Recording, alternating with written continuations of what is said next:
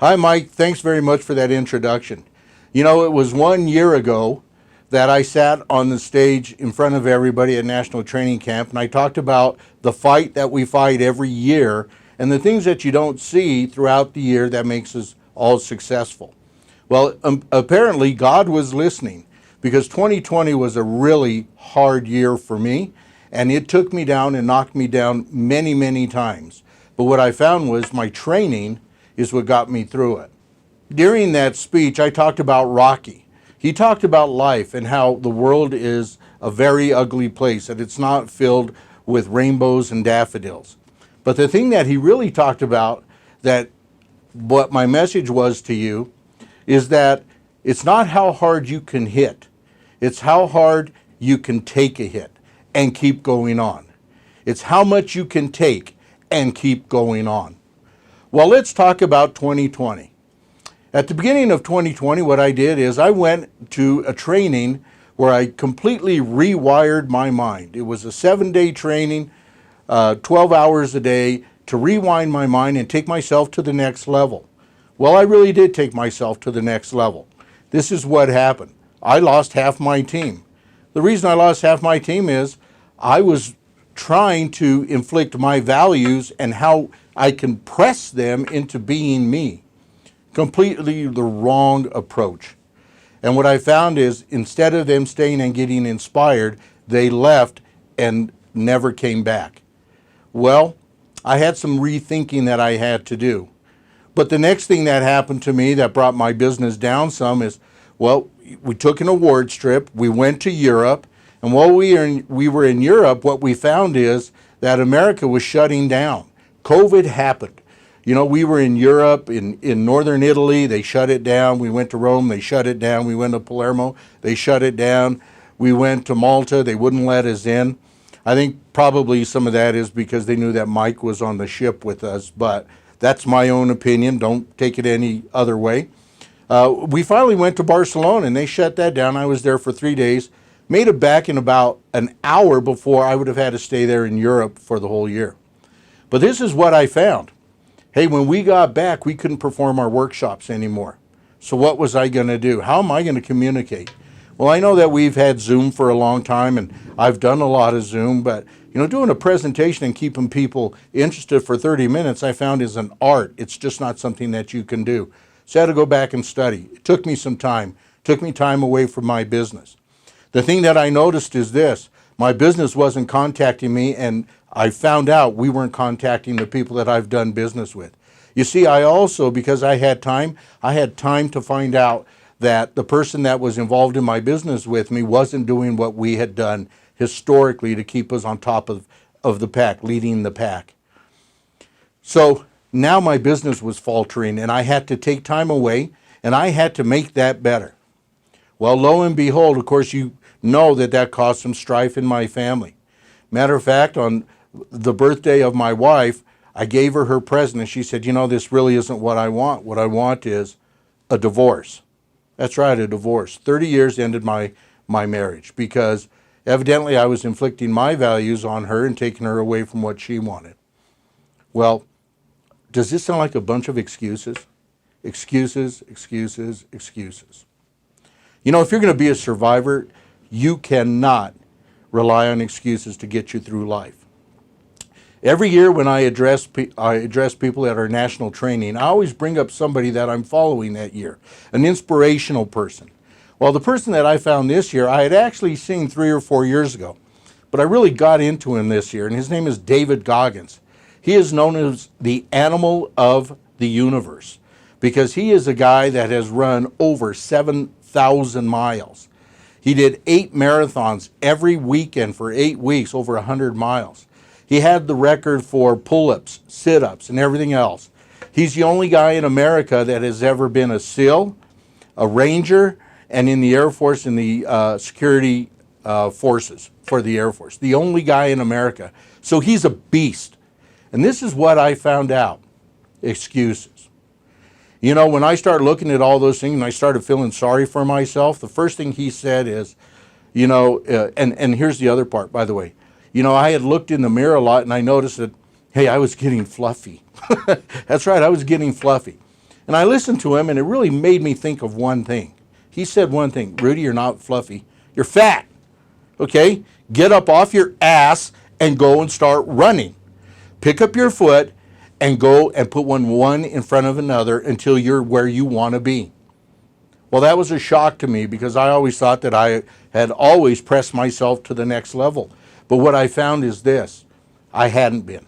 So I started working out, and then I started saying, you know, this feels pretty good, this endorphin rush, and it made me think, what else can I start doing to better myself and better my business? And I didn't know quite what to do. So after many sessions with Mike Wilk, you know, one of the things that I found out is this: you just got to go back to the basics. Just go back to the basics. So what I did is I went all the way back and I started relearning all of the napkin presentations, making sure that I wasn't missing something down the line. I went back and I started reading more. I got into Darren Hardy more. I got into Dr. John DeMartini more. I had, in that first month in June, after I pulled my head out of my ass, I had over 200 hours of personal time that I worked on myself. And I started feeling better. Unfortunately, my business was faltering because I spent so much time on myself. How smart is that? Well, in July, I decided, hey, I'm not going to do that anymore. I'm going to go and I'm going to start calling my clients again. And I found some success doing that. You see, that doesn't sound really like something I should be talking about starting calling my clients again, because that's what I did. The fact of the matter is this: I was afraid. I was afraid to call the people that I had 8, 9, and 10 years worth of history with, because I knew when I found out that my company was broken, that we weren't contacting them again, that I was going to be the one that was to blame about that. You know, it took about 2 months for me to grow a pair and actually go and start calling them and following them again. It really did. But you know what I found? All that fear was the fear that I had. It's the fear that I had, and I didn't need to have that. Because of all going back and listening to Goggins and listening to DeMartini and listening to Darren Hardy, I knew that I did my job over years. And all I had to do was get back in shape. Physically, get back in shape mentally, and get back in shape emotionally. So I bit the bullet, I went out, and I started talking to my clients again. And here's what I found out. Some of them said, where you been? And I told them exactly where I had been. And I made my apologies to them. And you know, the one thing that I found out is after all those years, all that repetition of being there for them, they said, hey, that's all right, we just missed you. That's right, they just missed me. They missed somebody caring about them. And what I found out was this: I was okay. So that was the first client. The second client, the same thing. Hey, Rudy, that's all right. You know, we're just glad you're contacting us again. Maybe you can help me with this problem or that problem, or hey, where am I at with my money? Well, I did that. Lo and behold, those first 2 clients gave me more clients. The third one I went to said, hey, Rudy, been missing ya. Hey, let's do some business. I got 30 people that I want you to talk to. You know what? That fear that I had in myself, because of all those years of constantly working out, constantly doing the grind, constantly reading books, constantly calling my people, constantly going and seeing them, it was actually paying off. And now I had the opportunity to see it, live it, and be it again. I was over the moon. But then I got a little cocky again, okay, you know, because, you know, after you quit working out and you go and you start running again, you start to feel that pain again, huh? After about a week or 2, you say, oh, gee, it's kind of rainy, I'm not going to run today. Well, it happens the same way with your business. I've had some success. Hey, I got some money in the workflow. I got money coming. I don't need to go out. And guess what? My business started to slow down again. So what I had to do what Goggins said. Get up off your fat ass and go to work. Get up out of that chair and get in that truck and go and meet people again. Go out there. Go be who you are. Don't be somebody else. You see, I was trying to be like everybody at 5 Rings, sitting down there and doing everything on Zoom. I really was. I thought that I can get through business, but you know what? That's not me. You know, who I am inside of myself is I'm a guy that likes to talk to people face to face, belly to belly, mano a mano. because that's how I can see who they are. That's how they can see who I am. And that's when I get those extra opportunities to sit down and find out how their life is. Because it's the relationship that I had with them that built my business. Well, I went back, and I went back to work. Because you know what? Excuses in America just don't work. Excuses with our company just don't work. So I went back, and I'm on a strict pace. You see, all those 200 hours in June, I did 200 hours in July of working on myself. I did 200 hours in August, September, October, November. I did 250 hours. That's right. You know what I was doing? I wasn't sitting down. I was talking to my clients, but I was sharpening that axe to be a better person, to be a better leader, because you know the one thing that I found out all this year, that first part of the year when I was feeling sorry for myself, hey, I got thrown off of my crown. I got thrown off of that chair that said that you were the number one in the company. But you know what? It doesn't matter if I was thrown off of that, because that doesn't make who I am. My heart, what I do for myself, the people that I can affect, actually make who I am. And that's what I'm trying to tell you. If you guys want to be a survivor, first off, understand one thing. You know, we tell everybody that, hey, be part of the team, okay? And you know what? That's a crutch.